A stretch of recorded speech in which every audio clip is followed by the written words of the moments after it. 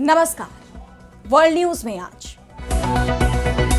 Greenland को लेकर America और यूरोप आमने सामने आ गए हैं। अमेरिकी राष्ट्रपति डोनाल्ड ट्रंप ने 8 यूरोपीय देशों पर टैरिफ की घोषणा की, तो जवाब में यूरोपीय देशों ने भी अमेरिका पर टैरिफ का ऐलान कर दिया है। अमेरिका के खिलाफ यूरोप एकजुट है।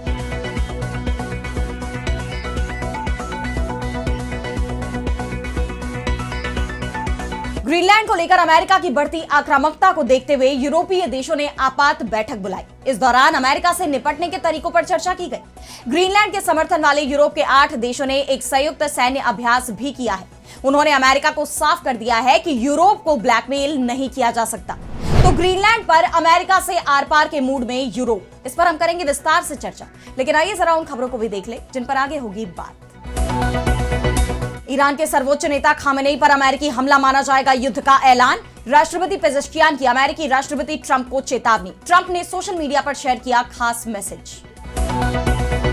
अमेरिकी राष्ट्रपति ट्रंप ने भारत और पाकिस्तान को फिर एक तराजू में तौला। गजा बोर्ड ऑफ पीस में शामिल होने का दिया न्योता। फलस्तीन मुद्दे के स्थायी समाधान के लिए बोर्ड का किया जा रहा गठन। नेपाल में चुनाव के लिए आचार संहिता लागू। नेपाली कांग्रेस के देवबा गुट ने सुप्रीम कोर्ट का फैसला आने तक की चुनाव प्रक्रिया पर रोक की मांग। चुनाव आयोग ने थापा के गुट को दी है मान्यता। और चलते चलते में देखेंगे आधुनिक इंसान और विलुप्त इंसानी प्रजाति के मिलन बिंदु की खोज को। गुफा में वैज्ञानिकों को दिखा चौंकाने वाला नजारा। इन सभी खबरों पर हम विस्तार से करेंगे बात, लेकिन पहले एक नजर हेडलाइंस पर। सऊदी अरब में सरकार ने उठाए सख्त कदम। पैकेजिंग और अन्य डिस्पोजेबल चीजों पर अल्लाह का नाम लिखने पर लगाया प्रतिबंध। धार्मिक पवित्रता बनाए रखने के मकसद से लिया गया फैसला। क्यूबा ने की जंग की तैयारियों की समीक्षा। अमेरिकी राष्ट्रपति ट्रंप ने कही है जमीनी अभियान शुरू करने की बात। वेनेजुएला के अपदस्थ राष्ट्रपति मादुरो की गिरफ्तारी के बाद से क्षेत्र में बढ़ा तनाव। स्पेन में 2 हाई स्पीड ट्रेन आपस में भिड़ी। कम से कम 21 लोगों की मौत, 73 घायल। ट्रेन की पटरी से उतरकर दूसरे ट्रैक पर क्रैश होने से हादसा। सीरिया में आई शांति। सरकार और एसडीएफ में हुआ संघर्ष विराम। राष्ट्रपति अहमद अल शरा ने देश के लगभग पूरे हिस्से पर नियंत्रण का किया ऐलान। तो अमेरिकी राष्ट्रपति डोनाल्ड ट्रंप ने यूरोप को फिर से धमकाया है। कह दिया है कि ग्रीनलैंड के मामले में यूरोप को झुकना ही पड़ेगा। अमेरिका से ग्रीनलैंड को समझौता करना पड़ेगा। हमें ग्रीनलैंड चाहिए तो चाहिए, हम इसे लेकर रहेंगे किसी भी कीमत पर। अमेरिका अपना फैसला नहीं बदलेगा, ग्रीनलैंड पर कब्जा करके ही रहेगा। इस बीच जब डेनमार्क ने कहा कि वो अमेरिका की ब्लैकमेलिंग से नहीं डरता, तो ट्रंप और भी ज्यादा नाराज हो गए। उन्होंने कहा कि डेनमार्क कुछ नहीं कर पाएगा, वो रूस के खतरे का ही सामना नहीं कर सकता, इसलिए जरूरी है कि ग्रीनलैंड पर अमेरिका कब्जा कर ले। ट्रंप ने कहा कि नाटो पिछले 20 सालों से डेनमार्क से कहता आ रहा है कि ग्रीनलैंड से रूसी खतरे को दूर करना होगा। दुर्भाग्य से डेनमार्क कुछ भी नहीं कर पाया। अब वक्त आ गया है और ये किया जाएगा। इससे पहले ट्रंप ने ब्रिटेन, फ्रांस, जर्मनी, डेनमार्क सहित 8 यूरोपीय देशों पर 10% टैरिफ लगाने का ऐलान कर दिया था। कहा था कि जिन देशों ने अमेरिका के खिलाफ जाकर ग्रीनलैंड की मदद के लिए अपने सैनिक भेजे हैं, उन पर 1 फरवरी से 10% का अतिरिक्त टैरिफ लगाया जाएगा। अगर ये देश अड़े रहते हैं तो टैरिफ को बढ़ाकर 25% किया जाएगा। और ट्रंप की धमकी का असर दिख भी रहा है।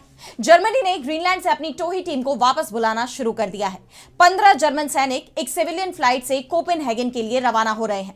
जर्मनी झुकता जा रहा है, लेकिन यूरोप के दूसरे देश ट्रंप के सामने अड़ गए हैं। डेनमार्क के तेवर सबसे ज्यादा सख्त है, क्योंकि ग्रीनलैंड डेनमार्क का ही हिस्सा है और डेनमार्क इसे छोड़ने को किसी भी कीमत पर तैयार नहीं है। डेनमार्क की प्रधानमंत्री मेटे फ्रेडरिक्सन ने सोशल मीडिया प्लेटफॉर्म फेसबुक पर पोस्ट किया और कहा कि ग्रीनलैंड पर यूरोपीय संघ का फैसला बेहतरीन है। हम टकराव नहीं, सहयोग करना चाहते हैं और पूरे यूरोप से आ रहे एक जैसे संदेशों से मुझे खुशी है। यूरोप को ब्लैकमेल नहीं किया जा सकता। वहीं नीदरलैंड के विदेश मंत्री डेविड वान वील ने कहा कि ट्रंप जो कर रहे हैं वो ब्लैकमेल है। इटली की प्रधानमंत्री जॉर्जिया मेलोनी ने भी ग्रीनलैंड मुद्दे पर ट्रंप की टैरिफ धमकी को एक गलती बताया है। मेलोनी ने कहा कि मैंने अभी ट्रंप से बात की है और उन्हें अपनी राय बता दी है।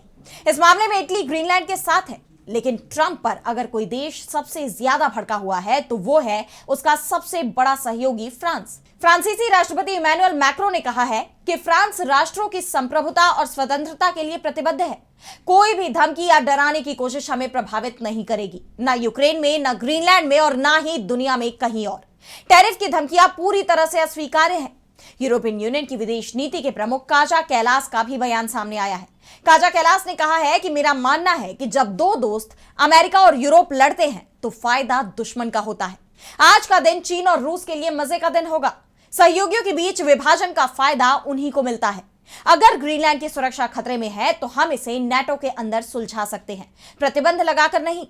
उन्होंने कहा कि ट्रंप का यह कदम यूक्रेन पर भी भारी पड़ रहा है क्योंकि यूरोप का ध्यान भटक रहा है। यूक्रेन पहले से ही संकट में है, ट्रंप ने उसे और बड़े संकट में धकेल दिया है।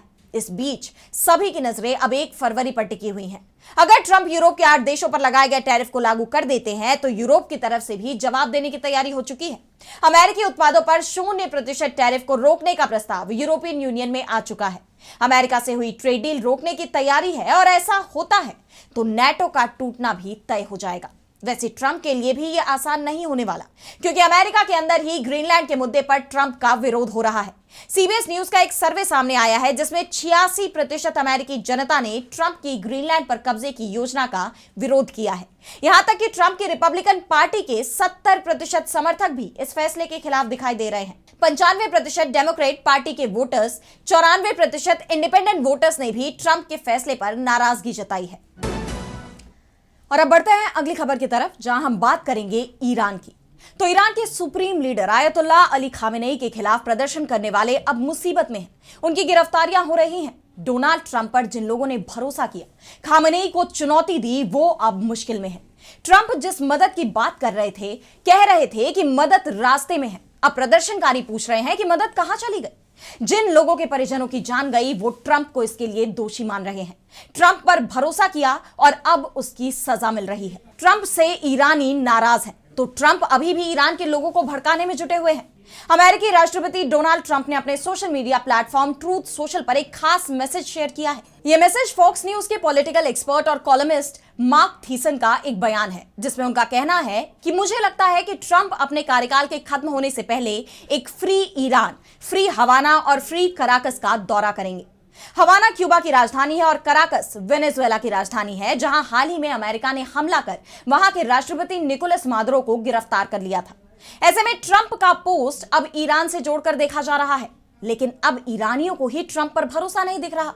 वहीं दूसरी तरफ खामेनेई तो अपनी जीत का ऐलान भी कर चुके हैं। जो प्रदर्शन उनके खिलाफ चल रहे थे वो पूरी तरह शांत हो चुके हैं। किसी तरह की कोई चुनौती देश के अंदर खामेनेई को नहीं मिल रही है।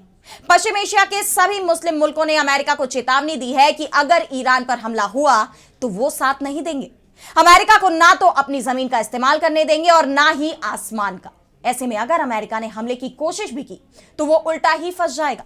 और ईरान की तरफ से भी साफ कह दिया गया है कि हम पूरी तरह से तैयार हैं। ईरानी राष्ट्रपति मसूद पेजेश्कियान ने अमेरिका को धमकी देते हुए कहा है कि हमारे देश के सुप्रीम लीडर के खिलाफ कोई भी हमला ईरानी राष्ट्र के खिलाफ पूरी तरह से युद्ध के बराबर होगा। ईरान ऑल आउट वॉर शुरू कर देगा। आज अगर ईरान के लोगों को अपने जीवन में कठिनाइयों और मुश्किलों का सामना करना पड़ता है तो इसका एक मुख्य कारण अमेरिकी सरकार और उसके सहयोगियों द्वारा लगाई गई लंबे समय से चली आ रही दुश्मनी और अमानवीय प्रतिबंध है। लेकिन ईरान किसी भी कीमत पर अमेरिका के सामने नहीं झुकेगा। यह बात तो आप जानते ही हैं कि हाल ही में ट्रंप ने कहा था कि ईरान में नई सरकार की जरूरत है, जिसके चलते ईरान सरकार अमेरिका पर भड़की हुई है। इसके साथ ही ईरान सरकार ने अमेरिका और इजरायल पर अस्थिरता फैलाने के भी आरोप लगाए हैं। इस बीच ईरान के बद्र सैटेलाइट को हैक करने का मामला भी सामने आया है, जिसके बाद सरकारी चैनल पर प्रदर्शनों के वीडियो चलाए गए। इस दौरान राज्य टीवी पर निर्वासित क्राउन प्रिंस रजा पहलवी का संदेश प्रसारित किया गया, जिसमें उन्होंने ईरानियों से इस्लामिक रिपब्लिक के खिलाफ सड़कों पर उतरकर विरोध करने की अपील की थी। इसके पीछे अमेरिका का हाथ बताया जा रहा है। ऐसे में अब सवाल ये उठ रहे हैं कि क्या पश्चिम एशिया में जंग का खतरा पूरी तरह टल गया है, या फिर जिस रास्ते पर डोनाल्ड ट्रंप चल रहे हैं वो बड़ी जंग की तरफ ही जाता है। और अब अगली खबर में बात करेंगे डोनाल्ड ट्रंप के एक और फैसले की। तो ट्रंप भारत और पाकिस्तान के बीच सीजफायर कराए जाने का क्रेडिट लेने में जुटे हुए हैं। कम से कम 70 बार वो ये बोल चुके हैं कि उन्होंने भारत की सरकार को टैरिफ की धमकी दी, जिसके बाद उसने जंग रोक दी। ट्रंप पाकिस्तान को भारत की बराबरी पर रखने की कोशिश कर रहे हैं। ऐसा एक और फैसला अब उन्होंने लिया है। ये भी कह सकते हैं कि पाकिस्तान को कुछ ज्यादा ही अहमियत ट्रंप ने दी है। भारत और पाकिस्तान दोनों को ही उन्होंने गजा पीस बोर्ड में शामिल होने के लिए न्योता दिया है। दरअसल ट्रंप ने गजा में शांति लाने के लिए गजा पीस बोर्ड बनाया है, जिसके लिए वो तमाम देशों को न्योता भेज रहे हैं। करीब 60 देशों को ट्रंप इस बोर्ड का सदस्य बनाना चाहते हैं। ट्रंप ने जिन देशों को न्योता भेजा है उसमें प्रमुख तौर पर भारत के प्रधानमंत्री नरेंद्र मोदी, पाकिस्तान के प्रधानमंत्री शहबाज शरीफ, इटली के प्रधानमंत्री जॉर्जिया मेलोनी, तुर्की के राष्ट्रपति रेसेप तैयब एर्दोआन, मिस्र के राष्ट्रपति अब्देल फताह अल सीसी, अर्जेंटीना के राष्ट्रपति जेवियर माइली, कनाडा के प्रधानमंत्री मार्क कार्नी, हंगरी के प्रधानमंत्री विक्टर ओर्बन, अल्बानिया के प्रधानमंत्री एडी रामा, साइप्रस के राष्ट्रपति निकोस क्रिस्टोडोलाइट्स, जॉर्डन के राजा अब्दुल्ला द्वितीय और रोमानिया के राष्ट्रपति निकोसोर डैन का नाम शामिल है। ट्रंप का कहना है कि जिस पीस बोर्ड का गठन किया जा रहा है, यह गजा में स्थायी युद्ध विराम लागू कराने के साथ ही गजा के पुनर्निर्माण का काम करेगा। फिलहाल इस क्षेत्र में युद्ध विराम लागू है, लेकिन इजरायल की तरफ से बार बार इसका उल्लंघन भी हो रहा है।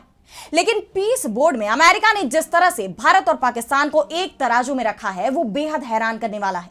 इस बीच ये भी खबर आ रही है कि एक बार फिर अमेरिकी राष्ट्रपति डोनाल्ड ट्रंप से शहबाज शरीफ और आसिम मुनीर की मुलाकात होने वाली है। स्विट्जरलैंड के दावोस में आयोजित हो रहे 56वें वर्ल्ड इकोनॉमिक फोरम यानी WEF की सालाना बैठक के दौरान ये मुलाकात हो सकती है। वहीं दूसरी तरफ करीब 10 महीने से ट्रंप की भारत के किसी भी बड़े नेता के साथ मुलाकात नहीं हुई है और ना ही भारत के साथ ट्रेड डील हो पाई है। जब भी भारत की तरफ से ये संकेत दिए जाते हैं कि ट्रेड डील लगभग तय हो गई है, बस इसका ऐलान बाकी है, तभी अमेरिका की तरफ से कोई ना कोई बड़ी डिमांड रख दी जाती है। जबकि पाकिस्तान के साथ अमेरिका ने शुरुआत में ही ट्रेड डील कर ली थी। ऐसे में सवाल अमेरिका की विदेश नीति पर उठ रहे हैं, तो सवाल भारत सरकार पर भी है कि क्या वो ट्रंप के न्योते को स्वीकार करेगी। और अब अगली खबर में बात करेंगे नेपाल की। तो नेपाल में आगामी आम चुनावों को लेकर आचार संहिता लागू हो गई है। 5 मार्च को आम चुनाव होने हैं और आचार संहिता लागू होने के बाद यह साफ हो गया है कि अब ये चुनाव नहीं टलने वाले। आयोग के अधिकारियों ने स्वतंत्र निष्पक्ष मतदान का माहौल बनाने की उम्मीद जताई है। चुनावी तैयारियों में आती तेजी के बीच 3 राजनीतिक दलों ने अपने पीएम पद के उम्मीदवारों का ऐलान भी कर दिया है। देश की सबसे बड़ी party communist party of Nepal एकीकृत मार्क्सवादी लेनिनवादी ने केपी शर्मा ओली को अपना उम्मीदवार घोषित किया है। नेपाल की सबसे पुरानी पार्टी नेपाली कांग्रेस के चुनाव आयोग से मान्यता प्राप्त गुट ने 49 वर्षीय गगन थापा को अपना उम्मीदवार बनाया है। वहीं राष्ट्रीय स्वतंत्र पार्टी ने बालेंद्र शाह को मैदान में उतारने की घोषणा की है। 35 वर्षीय बालेंद्र शाह 2022 में स्वतंत्र उम्मीदवार के रूप में काठमांडू महानगर पालिका के महापौर चुने गए थे और अब वो अपनी टीम के साथ राष्ट्रीय स्वतंत्र पार्टी में शामिल हो गए हैं और पीएम उम्मीदवार के तौर पर चुनाव भी लड़ेंगे। आप जानते हैं कि ये आम चुनाव उस राजनीतिक संकट के बाद कराए जा रहे हैं जब जेन ज़ी आंदोलन के चलते पूर्व पीएम केपी शर्मा ओली ने 9 सितंबर को अपने पद से इस्तीफा दे दिया था। युवाओं की डिमांड है कि देश में ईमानदार सरकार बने। भ्रष्टाचार को शह देने वाले नेताओं को इस चुनाव से बैन करने की भी मांग की जा रही है। ऐसे में देश में युवा नेताओं की डिमांड हो रही है। इन हालात में पूर्व पीएम ओली के लिए सत्ता में वापसी बेहद मुश्किल नजर आ रही है और उनके लिए ही नहीं बल्कि नेपाल के पूर्व पीएम शेर बहादुर देउबा के लिए भी इस बार मुश्किलें खड़ी हो गई हैं। दोनों ही नेताओं के सियासी करियर पर संकट के बादल मंडराते नजर आ रहे हैं और इन सब के बीच देउबा ने सुप्रीम कोर्ट का रुख करते हुए चुनाव प्रक्रिया पर रोक लगाने की मांग की है। उन्होंने नेपाली कांग्रेस में जारी अंदरूनी तनाव को लेकर याचिका दाखिल की है, जिसमें देउबा ने चुनाव आयोग के उस फैसले को चुनौती दी है जिसमें थापा के नेतृत्व वाले गुट को आधिकारिक तौर पर वास्तविक राष्ट्रीय कांग्रेस के रूप में मान्यता दी गई है। दरअसल नेपाली कांग्रेस में युवा अध्यक्ष बनाने की मांग पर टूट हो गई है। देउबा ने इस्तीफा देने से इनकार कर दिया, जिसके बाद गगन थापा और विश्व प्रकाश शर्मा के नेतृत्व में नेपाली कांग्रेस का दूसरा गुट तैयार हो गया और चुनाव आयोग से इस गुट को मान्यता मिलने के बाद देउबा के हाथ से नेपाली कांग्रेस छिन गई। ऐसे में अब वो सुप्रीम कोर्ट पहुंच गए हैं। इसके अलावा उन्होंने चुनाव आयोग में भी आवेदन दिया है जिसमें कहा गया है कि कांग्रेस की आधिकारिकता से जुड़ा मामला सुप्रीम कोर्ट में विचाराधीन है और जब तक उस पर अंतिम फैसला नहीं हो जाता तब तक नामांकन सहित सभी चुनावी गतिविधियों को आगे बढ़ाना सही नहीं होगा। अब देखना यह होगा कि देउबा की अपील पर चुनाव आयोग क्या फैसला करता है। वहीं नजरें सुप्रीम कोर्ट पर भी बनी हुई हैं। और अब चलते चलते मैं बात करेंगे आधुनिक इंसान और विलुप्त इंसानी प्रजाति के मिलन बिंदु की खोज की। तो इतिहास और पुरातत्व की दुनिया में कभी कभी ऐसी खोजें होती हैं जो आधुनिक विज्ञान की समझ को चुनौती दे देती हैं और वैज्ञानिक ऐसी ही खोज के लिए भटकते रहते हैं। कई बार वो ऐसी जगह पहुंच जाते हैं जो उन्हें सोचने पर मजबूर कर देती है। कभी समुद्र की गहराइयों में उन्हें कुछ ऐसा मिल जाता है जिसे देख वो खुद भी चौंक जाते हैं। और अब इंडोनेशिया में वैज्ञानिकों को कुछ ऐसे सबूत मिले हैं जिसने सभी को हैरान कर दिया है। इंडोनेशियाई द्वीप समूह के केंद्र के पास मौजूद सुलावेसी में खुदाई हुई और इस खुदाई से संकेत मिलते हैं कि इंसान और होमिनिन की एक पुरानी प्रजाति एक समय एक ही गुफा में रहते थे।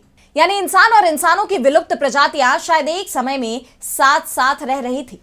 टीआई की इस रिपोर्ट के मुताबिक इंडोनेशिया की इस गुफा की गहरी खुदाई में शोधकर्ताओं ने 2 लाख साल पुरानी पुरातात्विक परतों तक पहुंच बनाई है।